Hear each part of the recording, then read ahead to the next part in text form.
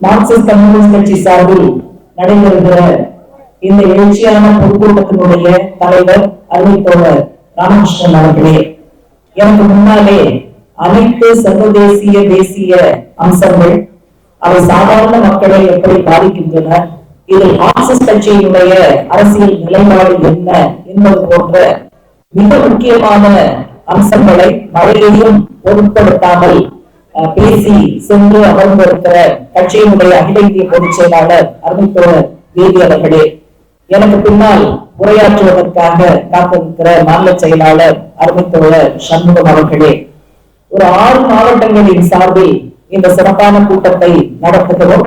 அந்த மாவட்டங்களுடைய மாவட்ட குழு செயலாளர்கள், அங்கு செயல்பட்டுக் கொண்டிருக்கக்கூடிய மாநில குழு உறுப்பினர்கள், அதே போல இந்த மாவட்டங்களில் இருந்து மிகப்பெரிய திரளாக வருகிறக்கூடிய நம்முடைய கட்சி உறுப்பினர்கள், ஆதரவாளர்கள் அனைவருக்கும் மார்க்சிஸ்ட் கம்யூனிஸ்ட் கட்சியின் அரசியல் தலைமை குழு சார்பாகவும் மாநில குழு சார்பாகவும் என்னுடைய புரட்சிகரமான வணக்கத்தையும் வாழ்த்துக்களையும் உரித்தாக்கிக் கொள்கிறேன்.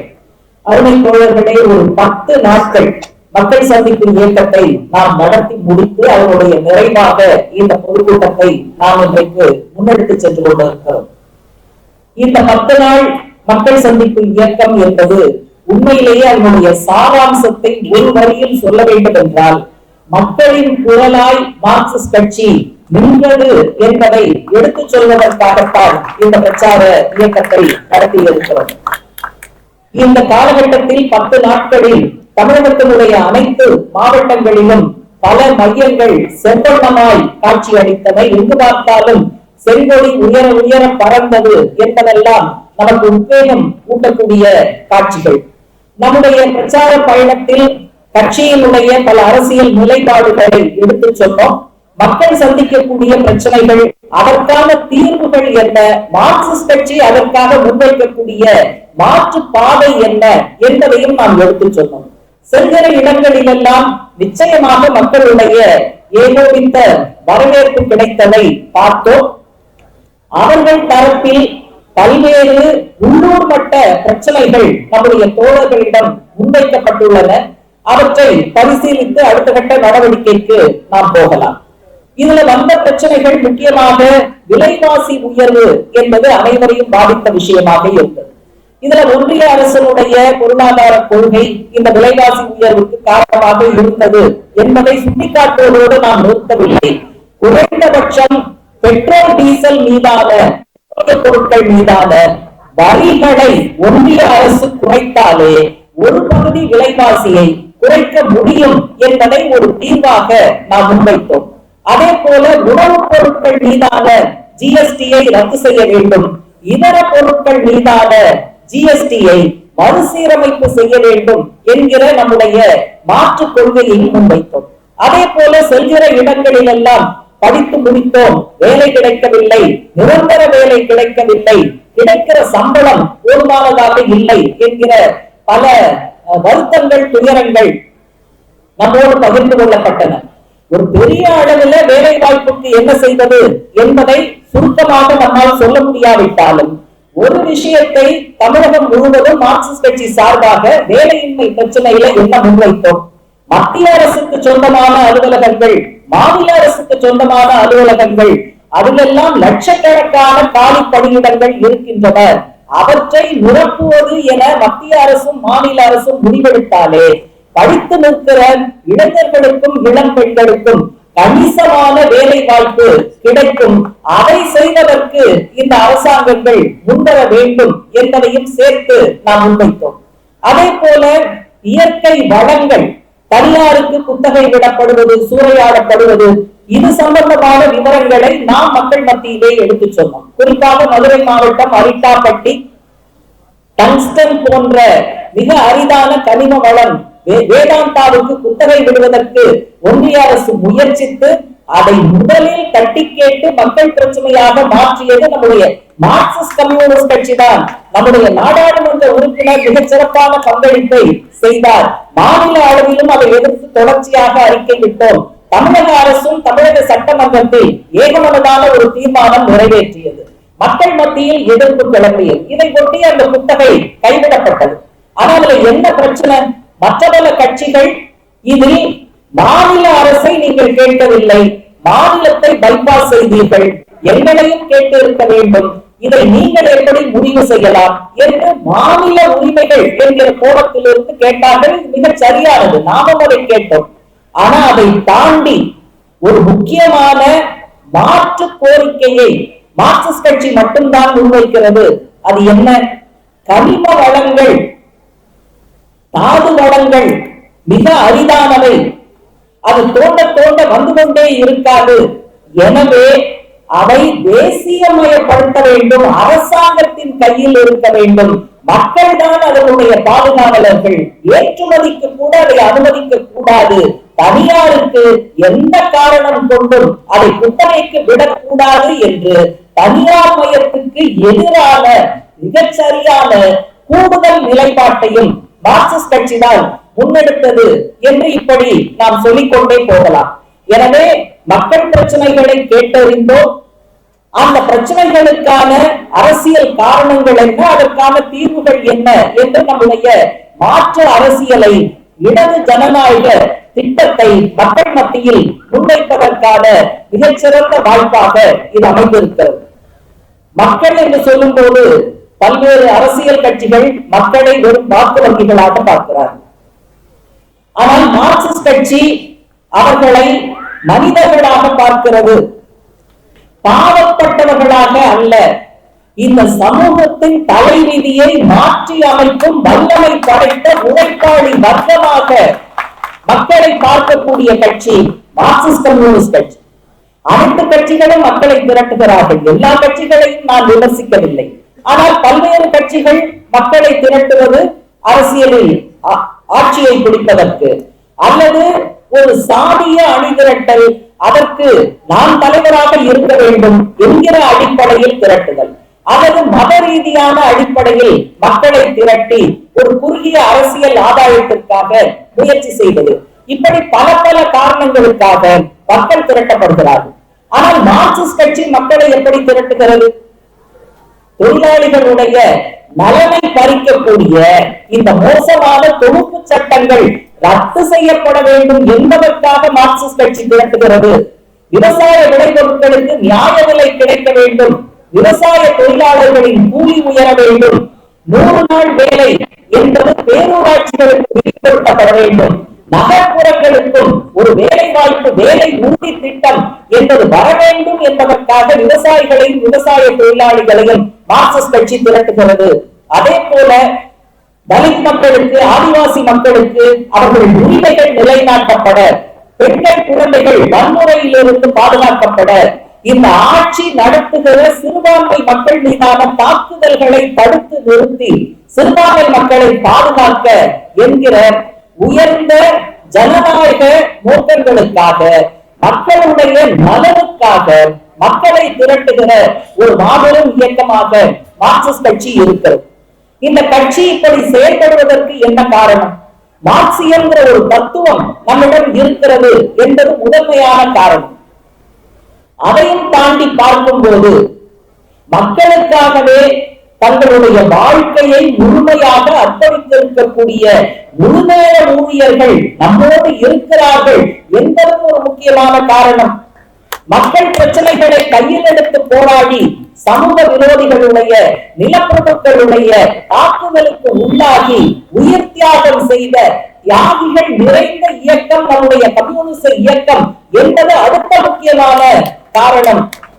சொந்த நலனை பின்னுக்கு வைத்து மக்கள் நலனை முன்னுக்கு வைத்து பொருளாதார நெருக்கடியில் கூட கட்சி கொடுக்கக்கூடிய அறைகூவல்களை ஏற்று மக்களுக்கான போராட்டங்களில் கலந்து கொள்கிற நம்முடைய எண்ணற்ற கட்சி உறுப்பினர்கள் மிக மிக முக்கியமான காரணம். ஒரு பக்கம் குடும்ப சுமை, குழந்தைகளை பார்த்துக் கொள்வது என்கிற எண்ணற்ற வேலைகள், வீடுசார் வேலைகள் இருக்கும் போதும் கூட கட்சி ஒரு விஷயத்தை சொல்லிவிட்டதென்றால் எது வந்தாலும் சந்திப்போம், அதை வெற்றிகரமாக நடத்துவோம் என்று ஏராளமான நம்முடைய பெண் தோழர்கள் நம்முடைய கட்சியில் இருப்பது என்பதும் மார்க்சிஸ்ட் கட்சியினுடைய இந்த செயற்பாட்டுக்கு முக்கியமான காரணம் என்பதை நான் எடுத்துச் சொல்ல விரும்புகிறேன். மக்களின் குரலாக ஏதோ தமிழ்நாட்டில் மட்டும் நம்ம இல்லை, அண்டை மாநிலமான கேரளா, ஒவ்வொரு தருணத்திலையும் ஒவ்வொரு சிக்கலான அரசியல் சூழலிலும் மார்க்சிஸ்ட் கட்சியினுடைய நிலைப்பாட்டை மக்கள் மத்தியில் எடுத்துச் சொல்வதற்கு, சமூக சீர்திருத்த பாரம்பரியத்தை முன்னெடுப்பதற்கு, நம்முடைய வர்க்கத்தின் நலனை முன்னெடுப்பதற்கு ஏராளமான மக்கள் சந்திப்பை அவர்கள் தொடர்ச்சியாக செய்து கொண்டே இருக்கிறார்கள். சமீபத்திலே ஆந்திர மாநில ஸ்டேட் கமிட்டிக்கு செல்லக்கூடிய ஒரு சந்தர்ப்பம் கிடைத்தது. அங்கே இவங்க சமீபத்துல பிரஜா சைத்தன்ய யாத்ரா என்று ஒரு பாத யாத்திரையை நடத்தி, இதுவும் நம்மை போல மக்களை சந்தித்து, புதிய பகுதிகளுக்கு சென்று மக்களை சந்தித்து, குறைகளை கேட்டறிந்து அவற்றையெல்லாம் இயக்கமாக மாற்றுகிற ஏற்பாடு. அதே போல நம்முடைய சிஐடியும் விசாவும் மற்ற பல வர்க்க அமைப்புகளும் இணைந்து மேற்கு வங்கத்திலே பிரிகேட் பரேட் மைதானத்திலே அந்த மைதானம் நிரம்பி வழிகிற அளவுக்கு செங்கோடி இயக்கத்தினுடைய புதல்வர்களையும் புதல்விகளையும் திரட்டி தொழிலாளிகள் விவசாயிகள் நலனுக்காக குரல் கொடுத்த மிகச்சிறப்பான ஒரு விஷயம் அந்த மேற்கு வங்கத்தில் நடந்திருக்கிறது. எனவே எல்லா இடங்களிலும் மக்களின் குரலாக மார்க்சிஸ்ட் கட்சி இருக்கிறது. இந்தியாவில் மட்டுமல்ல, சர்வதேச அளவிலும் ஆங்காங்கே இருக்கக்கூடிய கம்யூனிஸ்டுகள் மக்களின் குரலாக இருக்கிறார். அதுக்கு சமீபத்திய உதாரணம் என்ன? இஸ்ரேல் ஈரான் மீது போர் தொடுத்த அந்த கொடூரம் நடந்து கொண்டு இருக்கக்கூடிய இந்த சூழல்ல இஸ்ரேல் கம்யூனிஸ்ட் கட்சியும் ஈரானுடைய டூடே கட்சி, அது மார்க்சிய லெனினிய கட்சி, இரண்டு கட்சிகளும் கூட்டறிக்கை விட்டு இருக்கிறார்கள். அதில் ஏகாதிபத்தியத்தினுடைய மோசமான பங்கை விமர்சித்து மேற்காசியாவின் வரைபடத்தை மாற்றி எழுதுவதற்கு இவர்கள் முயற்சித்துக் கொண்டிருக்கிறார்கள். நாம் அனுமதிக்க கூடாது என்பதை பட்டவர்த்தனமாக இரண்டு நாடுகளை சேர்ந்த கம்யூனிஸ்ட் கட்சிகளும் கூட்டறிக்கையாக வெளியிட்டு இருக்கிறார்கள். அதே போல அமெரிக்காவில் இருக்கக்கூடிய கம்யூனிஸ்ட் கட்சி, அமெரிக்க கம்யூனிஸ்ட் கட்சி, அவர்கள் விடுத்திருக்கக்கூடிய அறிக்கை அது மிகுந்த முக்கியத்துவம் வாய்ந்தது. ஏன் சொன்னா, அமெரிக்காவில் இருக்கக்கூடிய இரண்டு பிரதான முதலாளித்துவ கட்சிகளும் இஸ்ரேல் ஈரான் மீது தொடுக்கக்கூடிய யுத்தத்தை ஆதரிக்கிறார்கள். அமெரிக்கா அதில் தலையிட வேண்டும், அவர்களும் போரில் கலந்து கொள்ள வேண்டும் என்று வற்புறுத்துகிறார்கள். இதற்கு நடுவே ஒரு சின்னஞ்சிறிய கம்யூனிஸ்ட் கட்சி ஏகாதிபத்தியம் செய்வது பொறுப்பற்ற செயல், irresponsible விஷயம் என்பதை மிக அழகாக எடுத்து வைத்திருக்கிறது. கடைசியா மூணு கோரிக்கை அவங்க வச்சிருக்காங்க. அவ்வளவு அற்புதமான கோரிக்கை. ஒண்ணு என்ன? அமெரிக்கா இஸ்ரேலுக்கு ஆயுதங்கள் கொடுப்பதை நிறுத்த வேண்டும். அடுத்து ஈரானுக்கு எதிரான யுத்தம், காசாவுக்கு எதிரான யுத்தம், இதை தடுத்து நிறுத்த வேண்டும். பேடி அவர்கள் கூட பேசினார். இங்கே இந்தியா பாகிஸ்தானுக்கு இடையில நான் சீஸ்ஃபயர் கொண்டு வந்தேன் அப்படின்னு இதுவரைக்கும் ட்ரம்ப் 15 தரம் பேசியிருக்காரு. ஆனா காசால ஏன் ஒரு தரம் கூட சொல்லல சீஸ்ஃபயர்? அல்லது ஈரான் சம்பந்தப்பட்ட விஷயத்துல ஏன் ஒரு தரம் கூட சீஸ்ஃபயர்னு சொல்ல? இந்த மாதிரியான அம்சங்களை எல்லாம், கோரிக்கைகளை எல்லாம் அமெரிக்க கம்யூனிஸ்ட் கட்சி வைத்திருக்கிறது. எனவே ஆளுகிற கட்சிகள், ஆளுகிற அரசாங்கம் மிக வலுவாக போர்தான் பிரதானம் என்கிற அந்த போர் வேலையை ஊட்டிவிட்டு கொண்டிருக்கிற அந்த இடத்தில் சிறிய கட்சிகளாக இருந்தாலும் துணிச்சலாக கம்யூனிஸ்டுகள் போருக்கு எதிரான குரலாக, மக்களின் அடிப்படை பிரச்சனைகளுக்கான குரலாக சர்வதேச அளவிலும் அவர்கள் நின்றிருக்கிறார்கள் என்பதை இந்த நேரத்திலே நாம் இணைத்து பார்க்க வேண்டும். அதே போல ஒன்றிய அரசு எடுத்திருக்கக்கூடிய பல்வேறு மோசமான நடவடிக்கைகள், இதை பற்றி எல்லாம் நம்முடைய பொதுச் செயலாளர் விரிவாக பேசினார். இந்த காலகட்டத்துல தனியார் மயத்தை தீவிரப்படுத்துகிற பல நடவடிக்கைகளை ஒன்றிய அரசு எடுத்திருக்கு. எல்ஐசியினுடைய பங்குகள், அதே போல மற்ற பல பொதுத்துறை நிறுவனங்களுடைய பங்குகளை கூடுதலாக விற்பனை செய்வதற்கான முடிவுகள் இந்த காலகட்டத்துல எடுக்கப்பட்டிருக்கு. அதே போல பாதுகாப்பு துறையில போர் தளவாட உற்பத்தியில் இவர்கள் தனியாருக்கு அதை விடுவதற்கான ஏற்பாடுகளை செய்திருக்கிறார்கள். அதைவிட முக்கியமாக அணுசக்தி ஆற்றல், அணுசக்தி மின்சாரத்தை உற்பத்தி செய்கிற அந்த துறையிலும் தனியாருக்கு இடமளிக்க வேண்டும் என்கிற முடிவை இந்த அரசு எடுத்திருக்கிறது. இதையெல்லாம் தூக்கி சாப்பிடுகிற அளவுக்கு வானத்தை வணிகமயமாக்குவது என்கிற அந்த நிலைப்பாட்டையும் இந்த அரசு எடுத்திருக்கிறது. சேட்டலைட் சார்ந்த இணையதள வசதிகளை ஏற்படுத்தி கொடுப்பதற்காக இந்திய அரசு உடன்பாடு செய்திருக்கக்கூடிய நிறுவனம் எது? ஒரு வெளிநாட்டு நிறுவனம், இலான் மஸ்க் என்ற மிகப்பெரிய கார்பரேட்டினுடைய நிறுவனம். நீங்க வானத்தை பூரா வணிகமயமாக்க அவர்களுக்கு நீங்கள் ஒப்புதல் கொடுத்து விட்டீர்கள் என்று சொன்னால், செயற்கைக்கோள் மூலமாக நாம் செய்கிற எல்லா பரிமாற்றங்களும் பாதுகாப்பு துறையில் நடக்கிற ரகசியம் வாழ்ந்த விஷயங்கள் உட்பட அதையும் தாண்டி கொடுக்கிறாங்கல்ல. இவங்களுக்கு பார்ட்னர் யாரு தெரியுமா? அந்த ஸ்டார்லிங்க்கு பார்ட்னர் யாருன்னா, ஒண்ணு அதானி, இன்னொன்னு மிட்டல், அவருடைய பாரதி ஏர்டெல். இந்த அதானியும் மிட்டலும் யாருன்னா, மார்க்சிஸ்ட் கட்சி தொடர்ந்து சொல்லுகிறது இந்தியாவில் 5 பெரிய நிறுவனங்கள், அவங்கதான் இந்தியாவினுடைய செல்வத்தில் பெரும்பகுதியை வைத்துக் கொண்டு இருக்கிறார்கள். அந்த 5 பெரிய நிறுவனங்கள்ல அதானி நிறுவனமும் இருக்கிறது, மிட்டல் நிறுவனமும் இருக்கிறது. இந்த 2 நிறுவனங்களோடு சேர்ந்து ஒரு வெளிநாட்டு நிறுவனம் பார்ட்னர்ஷிப் போட்டு நம்முடைய வானத்தை வணிகமயமாக்குகிறது. நம்மிடம் இதையெல்லாம் செய்கிற விஞ்ஞானிகள் இல்லையா? துறைகள் இல்லையா? இஸ்ரோ போன்ற அமைப்பு இல்லையா?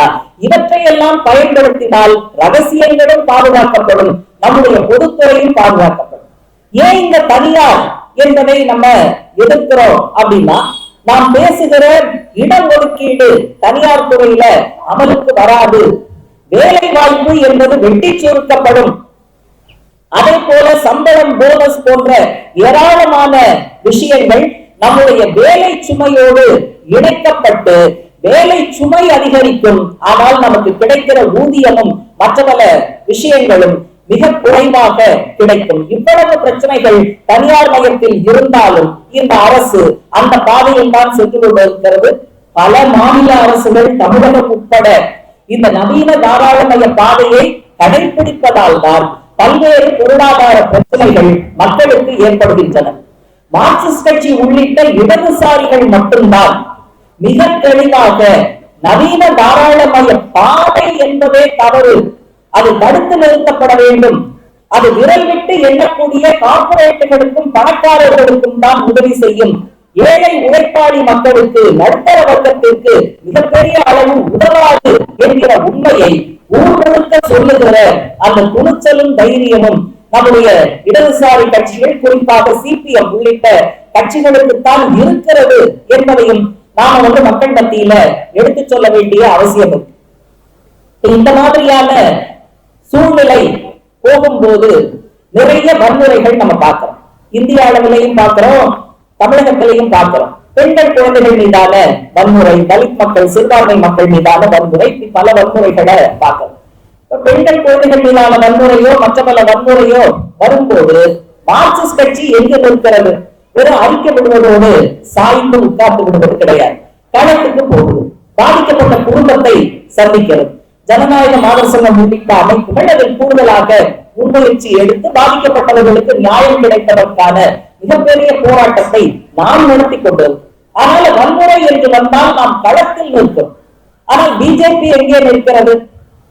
பிஜேபியினுடைய தலைவர்களில் ஒருவரான அண்ணாமலை வன்முறைக்கு எதிராக தன்னைத்தானே சவுக்கால் அடித்துக் கொண்டார்.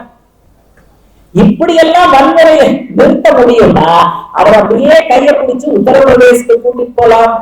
பிஜேபியினுடைய பல மாநிலங்கள்ல, பிஜேபி ஆளுகிற மாநிலங்களில் இந்த வன்முறைகள், தலித் மக்களுக்கு எதிரான வன்முறை, சிறுபான்மை மக்களுக்கு எதிரான வன்முறை, பெண்கள், குழந்தைகளுக்கு எதிரான வன்முறை அவ்வளவு தூரம் கொடிகட்டி பறக்கிறது. நாம என்ன பண்ணலாம்னா, அவருக்கு சவுக்கு கிடைக்காதுன்னா நம்ம கூட எல்லா பெண்களுக்கும் கலெக்ட் பண்ணி சவுக்குகளையும் சாட்டைகளையும் அண்ணாமலைக்கு அனுப்பி வைத்து உங்களை நீங்களே அடித்துக் கொள்ளுங்கள் என்று சொல்லுகிற ஒரு வேடிக்கையான, வினோதமான சூழலை அவர் ஏற்படுத்தி இருக்கிறார். மார்க்சிஸ்ட் கட்சியை பொறுத்தவரை ஒவ்வொரு ஆண்டும் உறுப்பினர்கள் புதுப்பிக்கப்படுகிறார். அந்த ஓராண்டு காலம் மக்கள் பணிகளை செய்தார்களா, கட்டிப்பணிகளை செய்தார்களா, நெறிப்படுத்தும் அந்த இயக்கம் அதற்கு தங்களை உட்படுத்திக் கொண்டார்களா என்றெல்லாம் பரிசீலித்து நாம் உறுப்பினர்களை புதுப்பிக்கிறோம். ஆனா பிஜேபி உள்ளிட்ட மற்ற பல கட்சிகள் மிஸ்டு கால் மெம்பர்ஷிப், ஊழலுக்கு எதிராக சொல்வார்கள். மிஸ்டு கால்ல வர்றதெல்லாம் எவ்வளவு பெரிய ஊழல் ஆட்கள், தேர்தல் பத்திரம் என்பது எவ்வளவு பெரிய ஊழலாக இருந்தது. ஆனால் இவர்கள் எல்லாம் இன்றைக்கு ஊழலை பற்றி பேசுகிறார்கள். ஆனால் கட்சி உறுப்பினர்களை இப்படித்தான் அவர்கள் சேர்க்கிறார்கள் என்பதை நாம் பார்க்க வேண்டும். எனவே மக்கள் நலனுக்காக குரல் கொடுப்பது களத்தில் மட்டுமல்ல, சொந்த வாழ்க்கையிலும் அந்த நெறிமுறைகளோடு கம்யூனிஸ்டுகள் நடக்க வேண்டும், மார்க்சிஸ்ட் கட்சி உறுப்பினர்கள் நடக்க வேண்டும் என்பதையும் தொடர்ச்சியாக நாம் முன்னெடுத்துக் கொண்டிருக்கிறோம். நமக்கு முன்னாலே மிகப்பெரிய சவால் என்பது இருக்கிறது. ஒரு பக்கம் பிஜேபி, சங் பரிவார் அவர்கள் தொடர்ச்சியாக எடுக்கக்கூடிய பொருளாதார நடவடிக்கைகள், மறுபக்கம் இந்துத்துவா வகுப்புவாத நடவடிக்கைகள், இவற்றை எல்லாம் எதிர்ப்பில்லாமல் நிறைவேற்ற வேண்டும் என்றால் எதிர்ப்பு தெரிவிக்கிற அத்தனை பேருடைய வாயை அடைக்க வேண்டும், கருத்து சுதந்திரத்தை பறிக்க வேண்டும் என்கிற எதேச்சாதிகார பாதையில் அவர்கள் போகிறார்கள். இந்த ஆண்டு ஜூன் 26 என்பது அவசரகால நிலை பிரகடனம் செய்யப்பட்டு ஒரு 50 ஆண்டுகள் நிறைவடைந்திருக்கிறது. அன்றைக்கும் ஜனநாயகத்திற்காக குரல் கொடுத்தது எண்ணற்ற கம்யூனிஸ்ட் கட்சி தலைவர்கள் சிறையில் அடைக்கப்பட்டார்கள், சித்திரவதை செய்யப்பட்டார்கள். அன்றைக்கும் ஜனநாயகத்திற்காக நாம் குரல் கொடுத்தோம். இன்றைக்கும் ஜனநாயகத்தை பாதுகாக்கிற இந்த ஆட்சியின் கீழ் நிலவுகிற அறிவிக்கப்படாத அவசரகால நிலையை எதிர்த்து முன்வரிசையில் நின்று குரல் கொடுக்கிற இயக்கமாக மார்க்சிஸ்ட் கட்சி இருக்கிறது என்பதையும் மகிழ்ச்சியோடு நாம் பதிவு செய்ய வேண்டும். இன்றைக்கு இந்த ஆட்சி நடத்துகிற எதேச்சாதிகார நடவடிக்கைகள் கடந்த ஆட்சியை விட மிக மிக மோசமானது. ஏன்னா இவர்களுடைய எதேச்சாதிகார நடவடிக்கைக்கு பின்னால் கார்ப்பரேட் ஆதரவு கொள்கை இருக்கிறது, மதத்தால் மக்களை கூறு போடுகிற அந்த இந்துத்துவா வகுப்புவாத கொள்கை இருக்கிறது. அதே போல கடந்த 10 ஆண்டுகளில் மோடியினுடைய ஆட்சியிலே நவபாசிச போக்குகள் வெளிப்பட்டது என்று நாம் சொல்கிறோம். அதோடும் இணைந்ததாக இவர்களுடைய எதேச்சாதிகார பாதை என்பது இருக்கிறது. எனவே இன்றைக்கு நாம் சந்திக்கிற கருத்து சுதந்திரம் நெறிப்பு என்பதும் செயல்பாட்டாளர்கள் கருப்பு சட்டங்களில் கைது செய்யப்படுகிற அந்த ஏற்பாடும் நிச்சயமாக ஒரு வேறுபட்ட எதேச்சாதிகார அந்த நோக்கத்தை, அந்த பாதையை தெளிவுபடுத்துகிறது. எனவே இன்றைக்கு ஜனநாயகத்தை பாதுகாப்பதற்கான மிகப்பெரிய இயக்கம் நாம் மட்டுமல்ல, அதை எதிர்க்கக்கூடிய அனைவரையும் ஒன்றிணைக்க வேண்டும் என்பதுதான் மார்க்சிஸ்ட் கட்சி முன்வைக்கிற விஷயம். எனவே தமிழக அரசை பொறுத்தவரை நவீன தாராளமய கொள்கைகளை கடைபிடிக்கிற காரணத்தினால் தமிழக மக்களுக்கு வரக்கூடிய எண்ணற்ற பிரச்சனைகள், இதில் சில பிரச்சனைகள் ஒன்றிய அரசினுடைய கொள்கை காரணமாக அனைத்து மாநில அரசுகளும் கடைபிடித்தே ஆக வேண்டும் என்று நிர்பந்தப்படுத்துகிற விஷயமும் இதற்குள் இருக்கிறது. நாங்க என்ன சொல்றோம்? திமுகவை பார்த்து நீங்க நவீன தாராளமய கொள்கையை கைவிடுங்கள், மக்களுக்காக சமூக பாதையில சில நல்ல விஷயங்களை செய்கிறீர்கள். பிஜேபிக்கு எதிர்ப்பு என்ற இடத்தில் நீங்கள் அது தேசிய கல்விக் கொள்கையாக இருக்கலாம், மும்மொழி திணிப்பாக இருக்கலாம், மாநில உரிமையாக இருக்கலாம், ஆளுநரை வைத்து தேர்ந்தெடுக்கப்பட்ட மாநில அரசுகளை முடக்குகிற பிஜேபியினுடைய தந்திரமாக இருக்கலாம். இவற்றை எல்லாம் எதிர்க்கக்கூடிய அந்த புள்ளியில் நிச்சயமாக நாங்கள் உங்களோடு இருப்போம். இப்ப கீழடி பிரச்சனை உண்மையிலேயே நாம் மகிழ்ச்சி அடைகிறோம். இந்த காலகட்டத்துல ஒரு 3-4 பிரச்சனைகள்ல நம்ம மற்றவங்களை குறை சொல்றதோட நிக்கல. மார்க்சிஸ்ட் கட்சி எப்படி தலையிட்டது?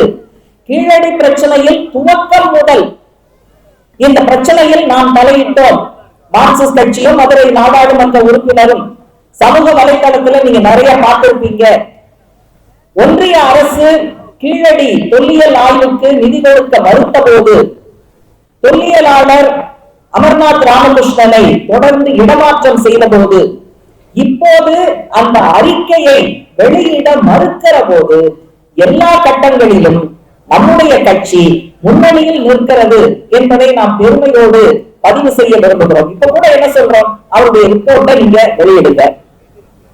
அதுல தப்பு இருக்குன்னா வேற யாராவது தொல்லியல் நிபுணர்கள் ஆதாரங்களோடு சொல்லட்டும். ஒரு வாத பிரதிவாதத்திற்கு பிறகு அந்த அறிக்கையில மாற்றம் வேண்டுமா வேண்டாமா நம்ம முடிவு பண்ணலாம். ஆகவே முதலில் அறிக்கையை வெளியிடுங்கள்னு சொல்லும். இதுல பிரச்சனை, தமிழகத்தினுடைய தொன்மை நாகரிகத்தை அல்லது வைகை நதிக்கரை தொன்மை நாகரிகத்தை பறைசாற்றுவது மட்டுமல்ல, வரலாற்றை தொல்லியலை மதவெறி மையப்படுத்துகிற RSS பிஜேபியினுடைய அணுகுமுறையில் இடியை இறக்குகிற ஒரு விஷயம்தான் இந்த கீழடி ஆய்வு. அதற்காகத்தான் வெளியிட மறுக்கிறார்கள். நீங்கள் மாற்றி எழுதுங்கள் என்று நிர்பந்தப்படுத்துகிறார்கள். முடியாது என்கிற நிலையை அவரும் எடுத்திருக்கிறார். திமுக அரசும் அதில் உறுதியாக இருக்கிறது, மார்க்சிஸ்ட் கட்சியும் அதில் உறுதியாக இருக்கிறது.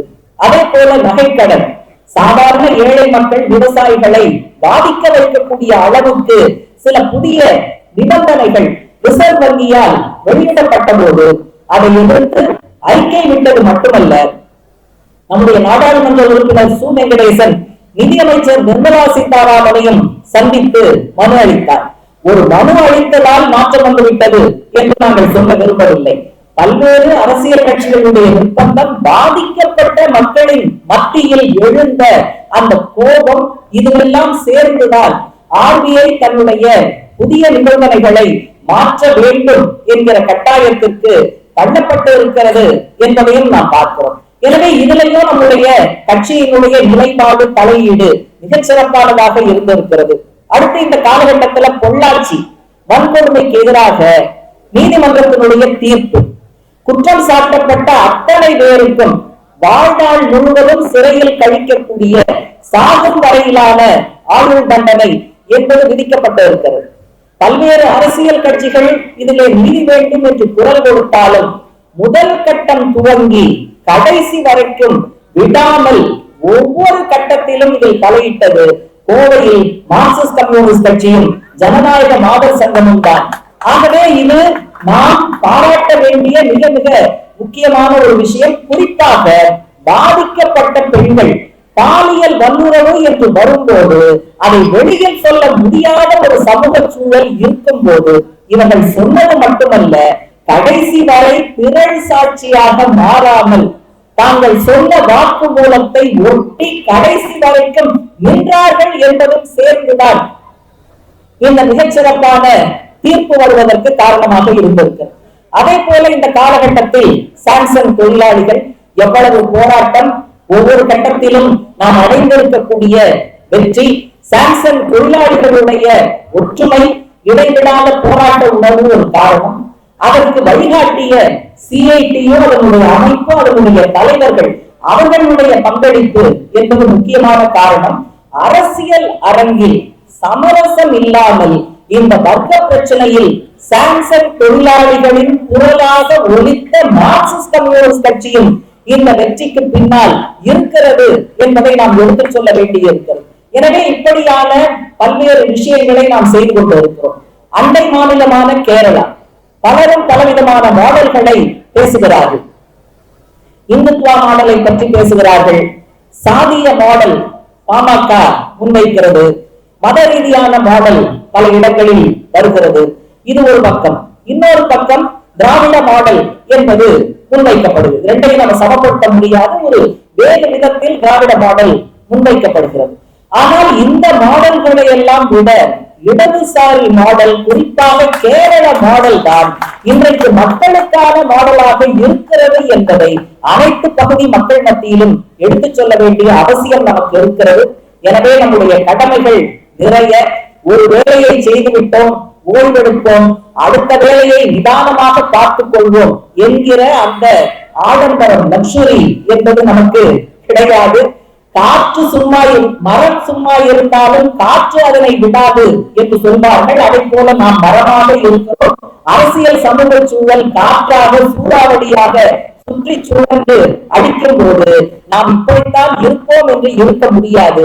இந்த பிரச்சாரத்தில் நாம் காட்டிய ஆர்வம், மற்றவர்கள் இயக்கங்களில் நாம் காட்டுகிற ஆர்வம், மனித உரிமை மீறல் வன்முறை நடக்கும் போது களமிறங்குகிற இந்த வேகம், இது தொடர்ந்து நம்மிடம் இருந்தால்தான் மார்க்சிஸ்ட் கட்சி உண்மையிலேயே மக்களின் குரலாக மாறும் என்பதை சொல்லி அந்த தோழர்கள் அனைவருக்கும் நன்றி கூறி நிறைவு செய்கிறேன். நன்றி.